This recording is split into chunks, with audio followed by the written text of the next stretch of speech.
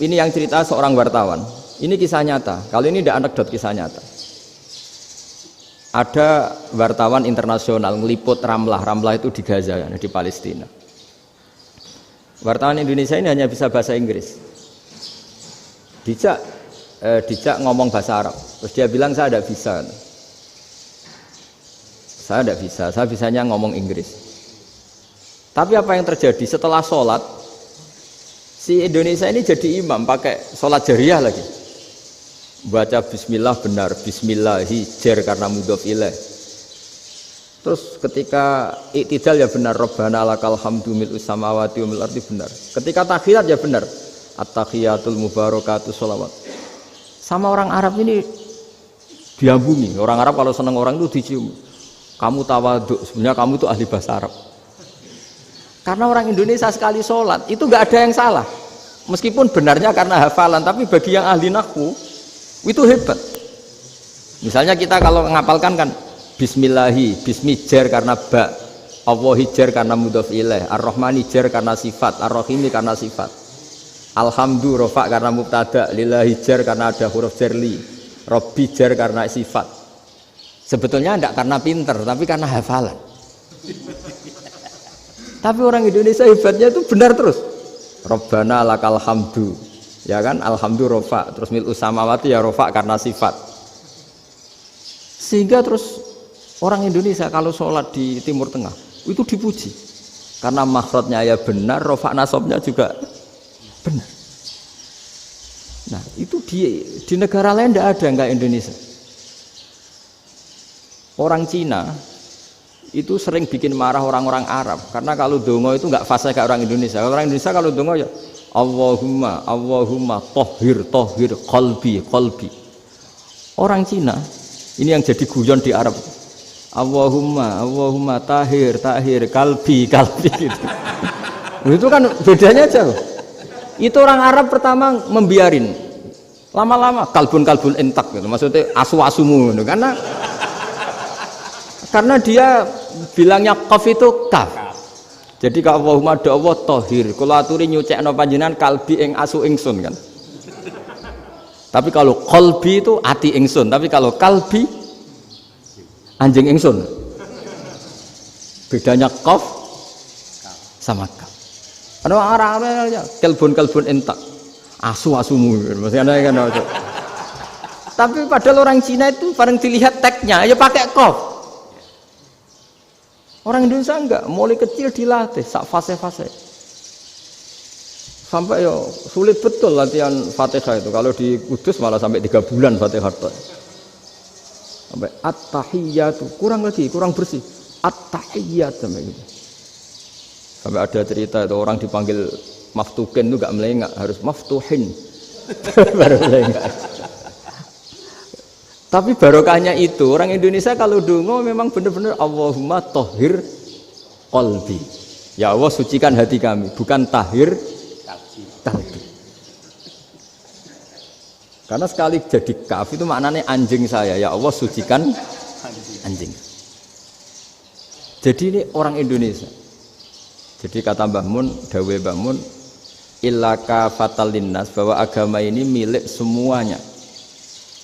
Itu diantara bukti Allah menghendaki atau mendesain Islam seperti ini, orang yang belajar di Indonesia itu pengetahuannya Islam, pengetahuannya tentang Islam itu tidak kalah sama yang belajar di Al-Azhar, sama yang belajar di Arab Saudi. Makanya ini PR-nya UMM, PR-nya IAIN, PR-nya UIN. Bisa enggak sealim mereka dalam bahasa Arab?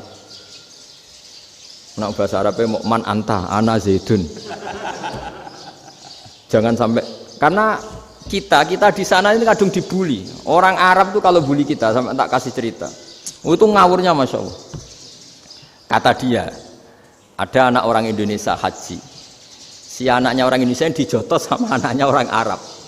Dijotos, dipukul. Singkat cerita terus si orang Indonesia nggak terima, anaknya yang orang Arab dipukul. Yang balas bapaknya. Orang Arab tanya, lima ada dorobta ibni, kenapa kamu mukul anak saya? Itu orang Indonesia bahasa, wah aku biasa. Jadi hanya bilang gitu. Artinya anak saya dihada ya maka tak ada. Bahasa Arabnya gitu. Anak saya dipukul maka saya balas mukul. Itu orang Arab mantuk-mantuk oh gitu. Paham? Suatu saat ada orang Indonesia itu sama orang Arab itu dilus-lus itu ya digini-giniin. Karena dia latihan bahasa Indonesia, latihan bahasa Arabnya itu masih mufrodat. Jadi kalau ngartikan yadun itu tangan, saro itu jalan. Jadi kalau jalan ya saro-saro. Roksun itu kepala, ana itu ingsun. Jadi karena dia nggak ngerti penggunaannya, itu bahasa Arabnya itu yadun anta. Jadi bukan yaduka tapi yadun anta. Berarti tangan kamu. Saro-saro itu jalan-jalan.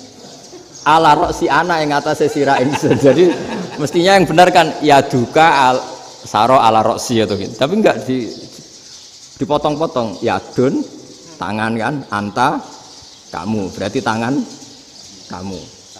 Saro-saro jalan-jalan. Roksun itu sirah, ana ingsun. Jadi di atas kepala saya. Orang Arab tertawa-tawa. Tapi paham. Kalau maksudnya seperti itu. Jadi kita ini dibully di Arab itu Masya Allah.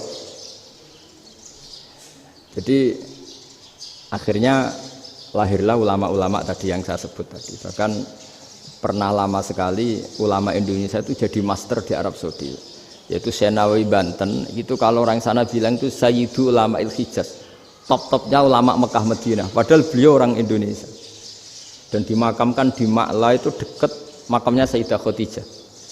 Karena sangat dihormati. Nah, di antara sebab dihormati adalah ketika orang memahami syahid, maknanya pokoknya maktulal kafir. Syahid itu adalah orang yang kalau perang itu mati di medan perang. Itu Imam Nawawi merinci secara detail. Kalau dia perang supaya tujuannya mati syahid cepat ke surga, berarti dia nuruti hadzun nafsi. Ingin cepat ke surga. Tapi dia lupa bahwa dia dengan terbunuh, pasukan Islam berkurang kekuatan. Maka syarat perang yang benar adalah ya ingin menang. Di mana-mana perang ya ilahi kalimatillah supaya kalimat itu menang, jangan ingin kalah. Soal dia mati takdir, tapi jangan ingin mati. Wah itu terus dikagumi. Ternyata memang, oh iya ya kalau pasukan Islam 10, kafir 10, kita ingin syahid, berarti ya kalau orang ingin syahid kan terus mungkin perangnya ada hati-hati, main ngawur saja terus kalah mati. Sudah kalon satu kan, terkurangi satu kan. Nah kalau semuanya 10 punya niat gitu, nah itu Syekh Nawawi. Syekh Nawawi itu orang yang begitu gampang nerangkan Quran. Bahkan ketika orang Arab kesulitan ngartikan famathaluhu kamathalil kalbi intahmil alaihi yalhas au tatrubuna yalhas. Orang tomak itu ibarat kayak anjing. Anjing itu kamu kasih makan ya tetap melet, menjulur-julurkan lidahnya, kamu ndak ya ndak. Imam Nawawi ditanya, ma wajusibbi, lalu wajah tasbihnya di mana? Beliau menjawab fitoma. Jadi anjing punya dua sifat yang berlawanan. Di bab ilmu dipuji, nggak ada hewan yang mudah menerima ilmu kayak apa? Anjing. Sehingga Quran mengistilahkan wa ma 'allamtum minal jawarihi mukallibin. Hewan yang mudah diajari itu oleh Quran dibahasakan sudah menganjing. Karena anjing adalah hewan yang paling mudah apa? Diajarin. Itu diakui oleh Quran wa ma 'allamtum minal jawarihi mukallibin. Tapi dia punya sifat yang sangat buruk sekali, yaitu enggak pernah puas. Makanya ketika Bal'am bin Ba'ura, ada tokoh yang kedonyan ya. Itu kalau diistilahkan Quran walakinnahu akhlada ilal ardi wattaba'a hawa. Famathaluhu kamathalil kalbi in tahmil 'alaihi yalhas aw tatrukhu yalhas. Jadi anjing punya dua sifat yang berlawanan. Di bab ilmu dipuji karena paling mudah diajarin. Itu saya pernah ke Malaysia, diceritain sama polisi Malaysia. Anjing itu saking cerdasnya itu bisa deteksi CD palsu sama CD bajakan, asli sama bajakan. Itu kan enggak kebayang. Kalau narkoba mungkin masih ada bau khusus ya. Atau mesiu atau bom masih ada bau khusus. Ini enggak. Anjing itu dilatih ngecek CD yang asli sama yang palsu. Wah itu kebablas itu pinternya itu. Itu harganya itu 1 miliar lebih. Paling mahal.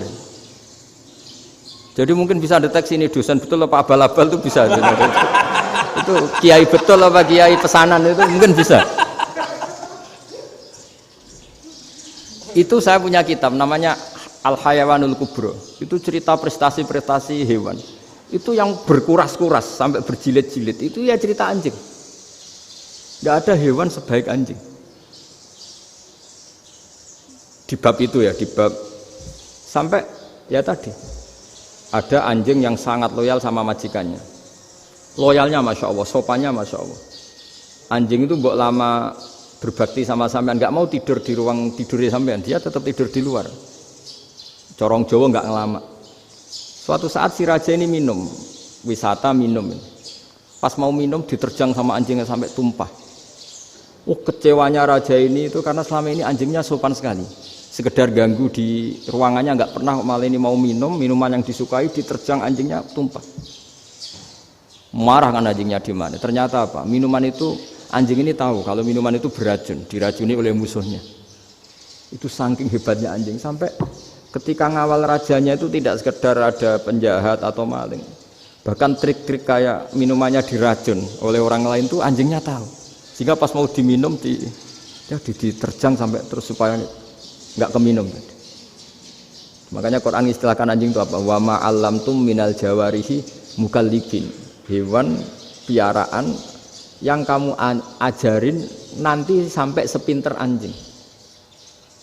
Makanya Ashabul Kahfi itu ketika ngajak anjing tadi, beliau tidur, anjing itu tidurnya bil wasit, wakal buhum basitun zira'aihi bil wasit.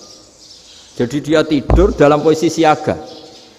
Loh coba, anjing itu nggak pernah sekolah, karena dia posisi menjaga, tidurnya itu kayak siaga gini, bukan ngorok semadep ke atas terlentang, itu enggak. Andai kan dia tidur terlentang itu kan yang mau mengganggu kan, wah asune turu, itu enggak. Dia tidur posisi siaga, makanya disebut lawit tolak ta'alaihim lawalaita minhum firaron. Kalau kamu melihat anjing itu pasti lari, karena dia posisi siap merekam. Jadi tidur tapi posisi siap merekam. Jadi matanya tetap terbelalak kayak siaga. Padahal itu enggak diperintah, ya dia memang punya nalar untuk itu. Ini disebut wa ma 'allamtum minal jawarihi mukallibin. Dan dalam teori modern juga gitu. Tapi dalam hukum Islam yang dianut mazhab Syafi'i itu anjing tetap najis. Ya sudah, najis ya najis, tapi ada mazhab lain yang mengatakan tidak najis. Tapi tidak usah ngurmat anjing, geger nanti kalau rektor kampus punya anjing. Tapi ilmu itu bagus untuk kelangenan kadang. Andai kan tidak ada mazhab Malik, maka kita kesulitan menceritakan Ashabul Kahfi yang hewan piaraannya itu anjing. Tapi misalnya anjing disucikan, kita juga nanti susah menjelaskan hadis Nabi malaikat itu tidak masuk rumah yang di situ ada apa? Anjing.